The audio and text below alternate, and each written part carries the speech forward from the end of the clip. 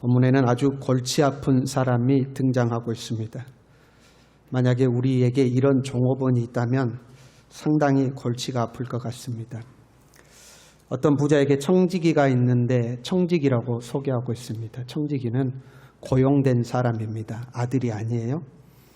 그런데 이 청지기가 주인의 소유를 낭비한다는 말이 들렸습니다. 투자에 실패했다거나 주인이 부여한 임무를 수행하다가 실수했다거나 그런 내용이 아니고 낭비했다 하고 기록하고 있습니다. 주인의 소유를 자기 마음대로 사용한 겁니다. 이것을 알고 주인은 해고를 예고했습니다. 너하고 셈하겠다, 정리해라 이야기를 한 거죠.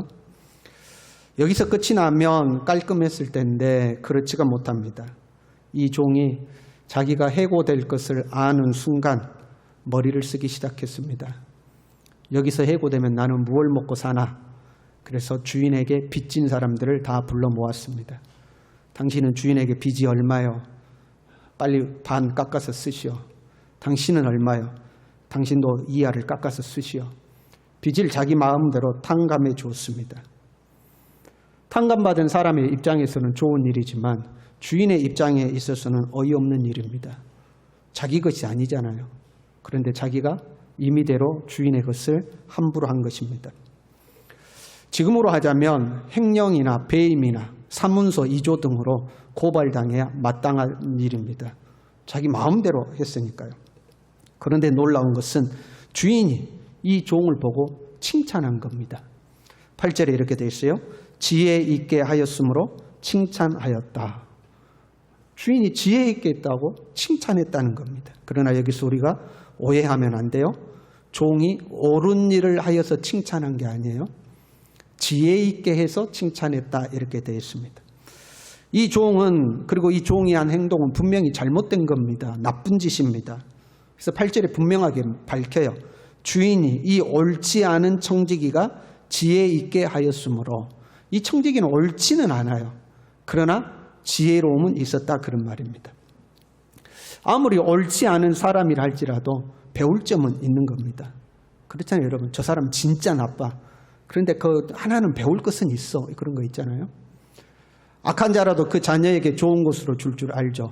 그러면 악하지는 않는데 가정적이지 않는 사람이 있다면 우리 그렇게 말할 수 있잖아요. 야, 저 나쁜 놈도 지 자식 사랑할 줄 알더라. 저 못된 놈도 자기 가족은 아낄 줄 알더라. 그런데 너는 뭐냐 이렇게 이야기하잖아요. 악한 자라도 배울 건 하나 있는 거예요. 이 못된 청지기한테 배울 것 하나 있다 이 말이에요. 그게 뭐예요? 자기의 미래를 준비할 줄 알았다 하는 겁니다.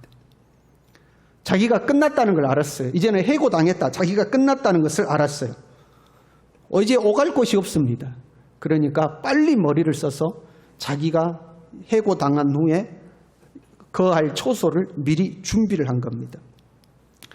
청지기는 분명 잘못 살았습니다. 자기가 좋은 자리에 있을 때 자기의 미래를 차곡차곡 준비를 잘했으면 좋았을 텐데 그때는 아무 생각이 없었어요. 그냥 막 산 겁니다. 가만 보니까 자기의 미래를 위해서 저축도 안 한 것 같아요. 해고되면 당장에 갈 곳이 없었어요. 그러니까 막 산 겁니다. 그런데 막상 위기가 닥쳐오니 그때서야 정신이 번쩍 든 겁니다. 이거 큰일 나겠구나. 늦게라도 자기의 미래를 준비하게 됩니다. 물론 옳지 않은 방법이지만 자기의 미래를 준비한 겁니다. 주님이 그걸 칭찬하는 거예요.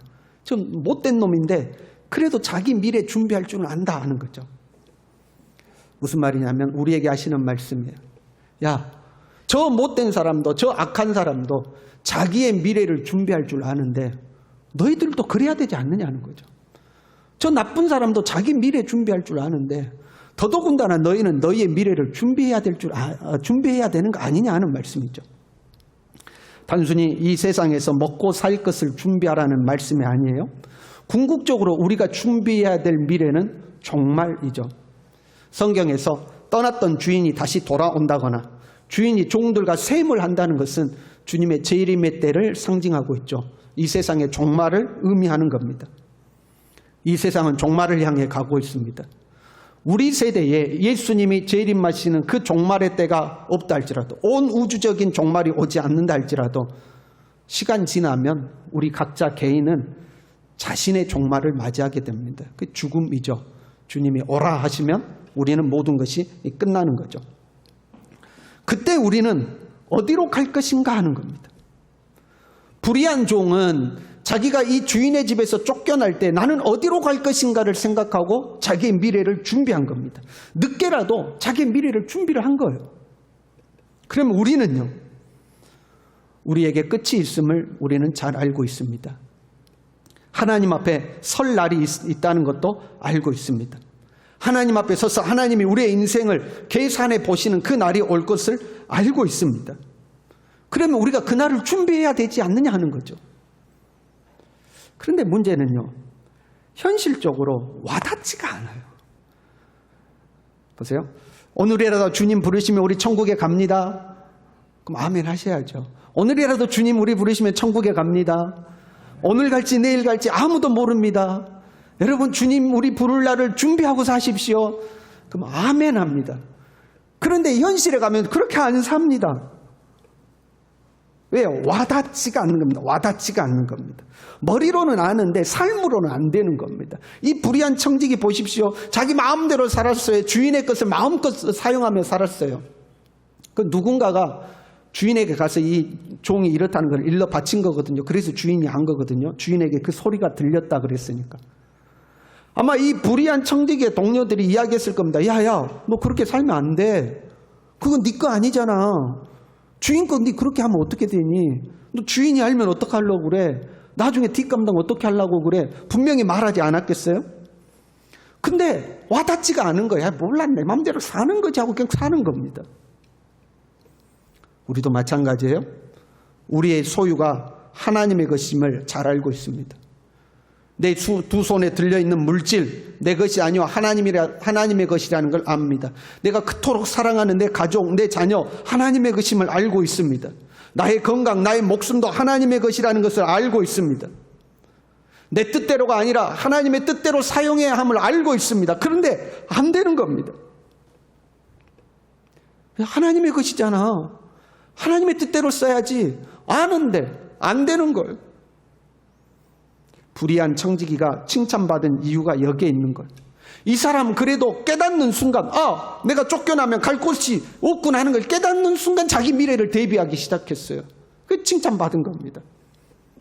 우리가 하나님을 모를 때는 우리도 모르던 사람입니다. 죽으면 그 이후의 세계가 어떻게 되는지, 내가 가지고 있는 것이 누구 것인지 몰랐어요. 그러나 예수님을 믿었습니다. 예수님을 믿고 우리의 눈이 열렸습니다.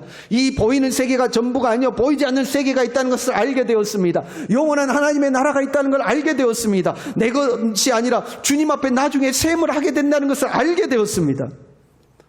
그러면 준비를 해야 되는 거죠. 그런데 우리가 준비를 안 하고 살더라는 겁니다. 야, 저 악한 종도 자기 미래를 준비하는데 너희들도 준비해야 되지 않느냐? 그거 지금 말씀하고 있는 거.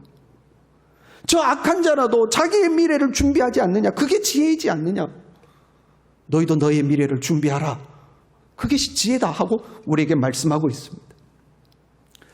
우리는 미래를 준비해야 돼요. 그게 지혜입니다. 사실 우리는 불확실성 속에서 살아가고 있습니다. 우리의 미래를 아무도 모르는 거죠. 무슨 일이 일어날지 아무도 모르는 겁니다. 우리는 건강해서 현재 이 자리에 나와 있지만 병원에 한번 가보십시오. 아픈 사람들이 가득합니다. 우리도 언제 그 병상에 눕게 될지 모르는 겁니다. 아무도 자신할 수 없습니다. 오늘까지 건강했는데 내일 입원할 수도 있는 겁니다. 고속도로에 차를 타고 가다 보면 고속도로에 이렇게 입간판들이, 신호를 알려주는 입간판들이 있거든요. 거기에 꼭 오늘 사고 건수 몇 건, 사망자 몇 명 이렇게 기록이 되어 있습니다. 그 사상자의 숫자 속에 내가 언제 들어갈지 모르는 겁니다. 어리다고 안 들어가는 거 아닙니다. 그렇잖아요. 나이와 상관없이 누구에게나 닥쳐오는 일입니다. 코로나가 이 세상에 생길 줄 누가 알았습니까? 처음에 생겼을 때는 우리 한두 달만 이렇게 하면 되겠지 생각했어요. 야외에서 예배드리고 그러면서 뭐 한두 달 예배드리면 다 해결되겠지 그랬는데 2년이 다 돼가고 있습니다. 아무도 모르는 겁니다. 종식도 모르는 겁니다. 어느 날 갑자기 신약이 개발돼서 끝나게 될지 그것도 아무도 모르는 겁니다. 야고보서 4장 13절부터 이렇게 되어 있습니다.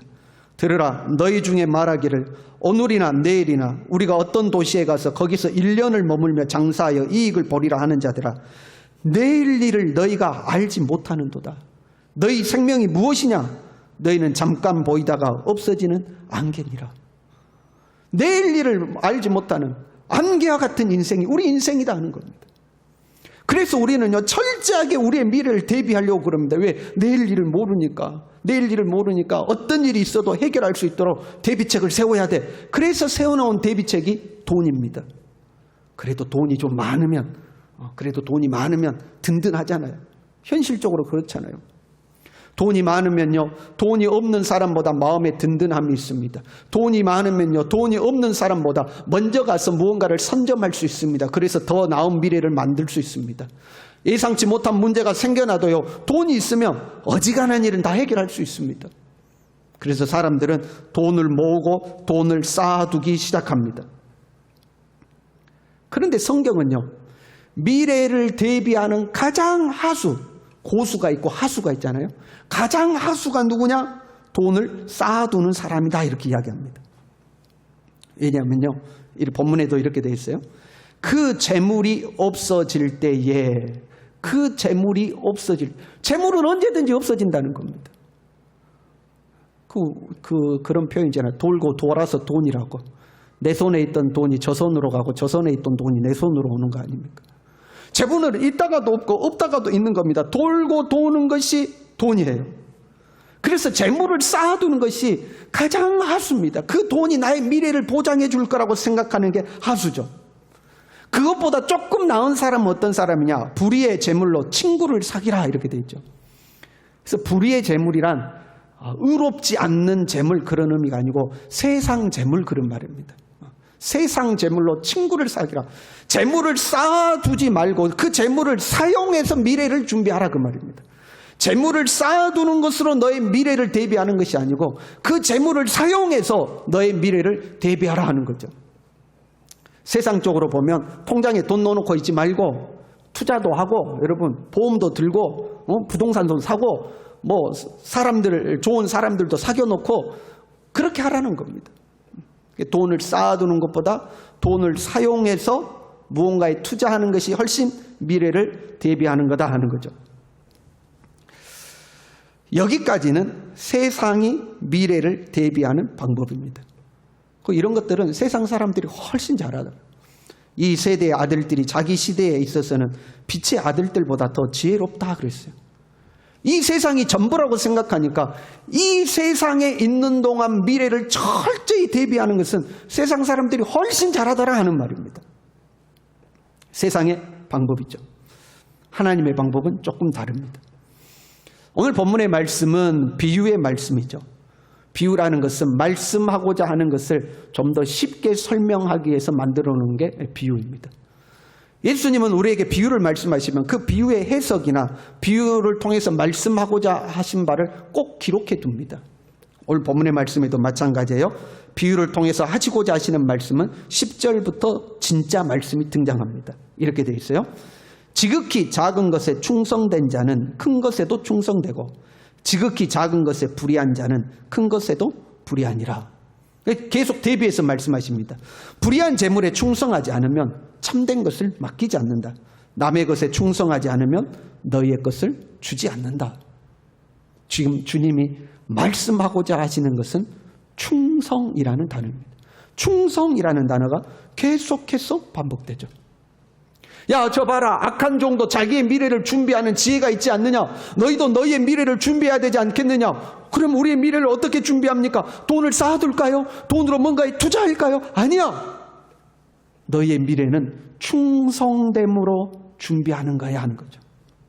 하나님의 방법이죠, 그것이. 어떤 소유가 우리의 미래를 보장하는 거 여러분 아닙니다. 소유가 우리의 미래를 보장한다고 생각하면 큰 착각입니다. 그러면 사람이, 뭔가 힘 있는 사람이 내 미래를 보장하는가? 그것도 아닙니다. 여러분, 불의한 청지기가 쫓겨났어요. 그래서 자기가 빚을 탕감해 준 사람을 찾아갑니다. 야, 내가 네 빚 탕감해 줬잖아. 너 내 덕 봤으니까 내가 너희 집에 며칠 좀 신세 좀 지자. 그래 와 하면 좋겠지만 야, 그게 네 돈이냐? 네 주인 거지? 내가 네한테 빚진 거 네가 깎아줬냐? 네 주인한테 빚진 거 깎아줬지? 사실은 네 주인이 나 봐준 거나 다름없어. 나 네하고 상관없어. 그러면 끝나는 겁니다. 사람도 우리의 미래를 보장해 주지 않죠. 그래서 여러분 생각의 전환이 필요해요. 우리의 미래는요, 우리의 태도가 결정하는 겁니다. 어떤 태도로 삶을 사느냐가 우리의 미래를 결정지어 주는 것. 만약에 이 청지기가 주인에게 충성했다면 어떻게 됐을까요? 주인의 것에 충성했다면 이런 곤란한 상황이 오지 않았을 겁니다. 해고당하는 상황이 오지 않았을 겁니다. 쫓겨나는 상황이 오지 않았을 겁니다. 그렇잖아요. 주인에게 충성했다면 주인이 이 종에게 더 큰 일을 맡겼을 겁니다. 그는 더 큰 임무를 부여받은 더 능력 있는 종이 되었을 겁니다. 뿐만 아니라 그 일을 감당해 갈 때마다 자기에게 돌아오는 목도 더 많아졌을 겁니다. 자기의 삶이 더 풍성해졌을 겁니다. 지금 이 청지기가 위기를 당하는 것은 충성하지 않았기 때문입니다. 우리의 일상의 삶 속에서도 마찬가지예요. 여러분, 우리가 물질이 우리의 미래를 보장한다고 생각하고 자꾸 돈을 모으려고 하잖아요. 그 돈은 직장에 가서 버는 거죠. 그 직장에서 돈을 버는 거 아닙니까? 직장에 가서 내가 땀 흘리고 수고하고 일한 대가를 받는 거죠. 그런데 그 직장에서 내가 더 큰 사람이 되려면 어떻게 해야 돼요? 먼 미래까지 내 이 직분이 보장되려면 어떻게 해야 돼요? 충성스러운 일꾼이 되어야 하는 겁니다. 내가 어떤 회사에 취직했어요. 처음부터 큰 일을 안 맡기죠. 작은 일 맡깁니다. 그 작은 일에 충성됨이 보이면 조금 더 큰 일을 맡깁니다. 또 잘하면 좀 더 큰 일을 맡깁니다. 충성됨을 통해서 내 자리가 점점 커져가는 겁니다. 여러분이 회사 사장이라고 생각하고 한번 생각해 봐요. 두 사람이 있어요. 한 사람은 능력이 아주 출중합니다. 머리도 비상하게 잘 돌아가고 남이 가지고 있지 않는 능력을 가지고 있습니다. 그런데 자기 멋대로입니다. 출근 시간도 안 지켜, 퇴근 시간도 안 지켜, 근무 태도도 지금 마음대로야. 자기 마음대로 회사 생활합니다. 상사가 명령해도 자기가 하고 싶으면 하고 하기 싫으면 안 합니다. 그런 직원. 그런데 머리는 비상하고 능력이 아주 좋아요. 한 사람은 비범하진 않고 평범합니다. 그런데 아주 충성됩니다. 정직합니다. 성실합니다. 상사가 말하면 복종하고 순종합니다. 여러분이 회사 사장이라고 생각해봐요. 누구를 승진시키겠습니까? 누구에게 더 큰 임무를 부여하겠습니까? 누구와 함께 이 평생 같이 일하겠습니까? 답이 딱 나오잖아요. 충성된 나의 삶의 태도가 나의 미래를 보장하는 겁니다. 우리는 보통 하나님의 은혜를 덧입기를 원하죠. 하나님의 은혜로 내 삶이 좋아지기를 원하죠. 그러나 하나님 앞에서도 충성되어야 하나님의 은혜도 오는 겁니다, 여러분. 마태복음 25장에 우리가 잘 아는 달란트 비유가 있죠. 그때 5달란트와 2달란트 맡은 자에게 주인은 이렇게 칭찬했습니다. 잘하였도다 착하고 충성된 종아, 네가 적은 일에 충성하였으면 내가 많은 것을 네게 맡기리라. 잘하였도다 착하고 충성된 종아, 이렇게 칭찬하시죠. 네가 적은 일에 충성하였음에 충성을 이야기하죠. 보세요. 잘하였도다. 야, 네가 배로 남겼구나. 우리 회사의 이익을 이렇게 많이 남겼구나. 정말 잘했다. 이게 아니에요. 얼마나 이윤을 남겼는가, 그걸 칭찬하는 게 아니고 주인이 맡긴 일에 대해서 어떤 태도로 임했는가를 칭찬하고 있는 겁니다. 충성된 자세로 네가 일했다 하는 거죠.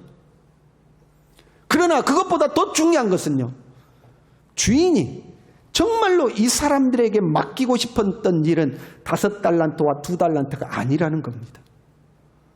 네가 작은 일에 적은 일에 충성하였음에 내가 많은 것으로 맡기리니, 이렇게 됐죠. 진짜 주인이 맡기고 싶은 것은 많은 일이에요. 많은 것을 맡기고 싶어요. 그러나 그 전에 뭘 검증하는 거예요? 그들의 태도를 검증하는 겁니다. 작은 일을 주어놓고 그 일을 어떻게 하는지 그 태도를 검증하는 것. 그 태도가 이 종들의 미래를 결정하는 겁니다. 5달란트와 2달란트 맡은 종은 충성된 태도를 보였어요. 그랬더니 더 많은 것으로 맡기죠. 이 종들의 미래가 더 풍성해지고 영역이 더 넓어지는 겁니다. 그러나 1달란트 맡은 종은 충성하지 않았습니다. 그냥 묻어뒀습니다. 있는 것도 빼앗기고 그의 미래는 어두워진 거죠. 충성된 태도가 나의 삶의 영역을 넓히고 나의 삶을 풍성하게 만드는 겁니다. 자세가 중요한 거예요. 충성의 습관을 여러분 들여야 합니다. 충성은 일종의 태도입니다. 감정이 아니잖아요. 충성이라는 것은 감정이 아니고 태도입니다. 정직하고 성실하고 임무에 책임을 지고 자기 임무를 끝까지 완수하는 태도, 그것이 충성의 자세입니다. 그리고 태도라는 것은 반복되는 훈련을 통해서 몸에 습득이 되는 겁니다. 몸에 배게 되는 거예요. 그냥 없던 사람이 어느 날 되는 게 아니고 계속 반복 훈련을 통해서 내 몸에 배게 되는 거죠. 남자들은요 경험해요. 군대 가면 가장 먼저 배우는 게 뭐냐면 차렷 자세입니다. 부대 차렷! 차렷 자세가 쉬운 것 같은데 얼마나 복잡한지 모릅니다. 다리는 각도를 45도로 하고 무릎을 딱 붙여야 되고 턱은 당겨야 되고 시선은 15도 전방을 봐야 되고 손은 이렇게 주먹을 쥐고 봉제선에 딱 붙여야 되고 눈을 깜빡해서는 안 되고 처음에는 어려워요. 여러분 차렷 자세가. 왜? 우리가 일상생활에서 이런 짝다리 짚고 이렇게 살다가 차렷 하라니까 이게 안 되는 거예요. 계속해서 차렷 반복해서 차렷 자세가 몸에 익숙해지는 겁니다. 차렷이라는 자세가 별것 아니지만 반복을 통해서 몸에 익숙해지는 거예요. 그리고 몸에 익숙해지면 몸에 습득이 되면 어떤 상황에서도 차렷하면 딱 자세가 나오는 겁니다. 익숙해졌기 때문에 그렇죠. 우리는 우리의 삶에서요 순간 당황하면 나도 모르게 나오는 습관들이 있습니다. 그렇잖아요. 여러분 당황하면 나도 모르게 거짓말 나올 때 있죠. 당황하면 나도 모르게 변명과 핑계 나올 때 있죠. 당황하면 나도 모르게 얼버먹어 버릴 때도 있죠. 당황하면 나도 모르게 회피해 버릴 때가 있죠. 내 몸에 배어있는 습관이 나도 모르는 순간에 튀어나오게 되어 있는 거예요. 그런데요 나도 모르게 튀어나오는 그 작은 습관이 나의 삶을 망치는 겁니다. 전체를 망가뜨리는 거예요. 보세요. 어떤 사람이 우리와 대화하다가 거짓말하는 경우가 있습니다. 그러면 우리가 친한 사람들끼리는 야, 니 지금 거짓말하지. 거짓말하지 마. 이야기를 하지만 그렇지 못한 관계에서는 상대방이 거짓말한다는 걸 알지만 말을 못하죠. 마음속으로만 나한테 거짓말하네 하고 생각을 하게 됩니다. 거짓말하네. 내가 저거 이미 알고 있는 사실인데 나에게 거짓말하네 하고 이제 생각을 하게 되죠. 한번 작은 일에 거짓말을 했다 그러면 그 다음부터는 우리는 그 사람을 신뢰하지 않게 됩니다. 저 사람은 거짓말하는 사람이야 하고 마음속에 그게 남아있는 거죠. 작은 거짓말이지만 정말 인생의 중요한 순간 중요한 결정을 내려야 될 때에 거기에서 신뢰를 잃어버리고 모든 것을 놓쳐버릴 수도 있습니다. 그 본문의 말씀에도 그렇게 이야기하는 거예요. 작은 일에 충성된 자는 큰 일에도 충성된다. 적은 일에 불의한 자는 큰 일에도 불의한다. 그러니까 뭘 본다? 작은 일을 맡겨놓고 충성하는지 안 하는지, 작은 일을 맡겨놓고 불의한지 안 하는지 그걸 보신다는 거예요. 우리말에 그런 말이 있죠. 하나를 보면 열을 안다 하는 거죠. 하나를 보면 열을 안다. 그러니까 우리의 삶 가운데서 나도 모르는 사이에 불의한 태도가 나오지 않도록, 나도 모르는 순간에 충성된 태도가 나오도록 우리는 부지런히 내 자신을 연마시켜야 되는 겁니다. 툭 건들면 충성이 나와야 돼요. 아무리 당황스러운 순간이라 할지라도 정직과 성실과 충성이 우리에게서 튀어나와야 하는 거죠. 못된 작은 습관 하나도 여러분 방치하면 안 돼요. 그것 때문에 우리의 인생 전체가 망가질 수가 있는 겁니다. 작은 습관 하나라도 바꿔 나가야 돼요. 고쳐 나가야 돼요. 경건의 삶에서도 마찬가지입니다, 여러분. 작은 일이라고 소홀히 하면 안 돼요. 매일 성경을 한 장씩 읽는다. 그럼 한 장 읽으나 안 읽으나 뭐 별거 있겠어? 아침에 일어나면 20분 운동에 동참해서 하나님의 말씀을 듣는다. 뭐 한 번 듣고 안 듣고 별거 있겠어?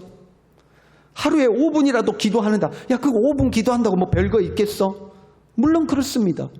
오늘 성경 한 장 읽었다고 내 삶이 확 바뀌는 거 아닙니다.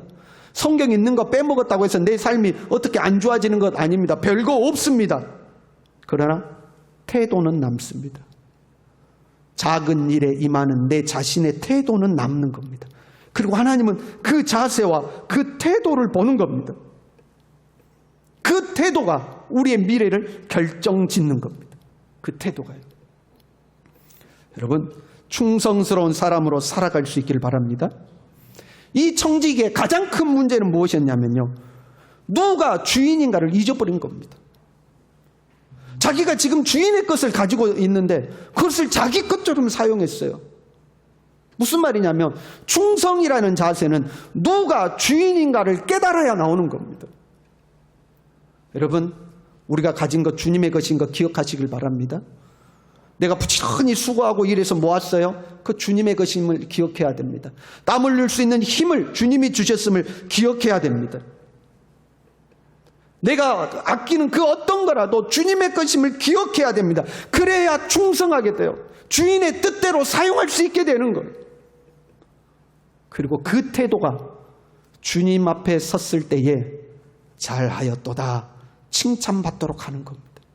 충성된 태도가 필요한 거예요.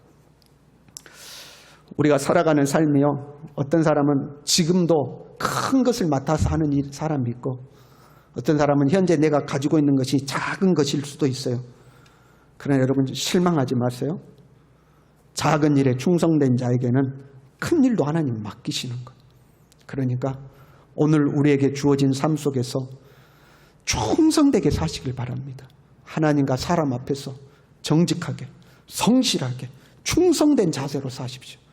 그러면 우리의 삶의 지경이 점점점 넓어질 겁니다. 풍성해질 것입니다. 먼 미래에 하나님이 우리를 칭찬하시며 축복하실 줄로 믿습니다. 우리 함께 찬양할까요?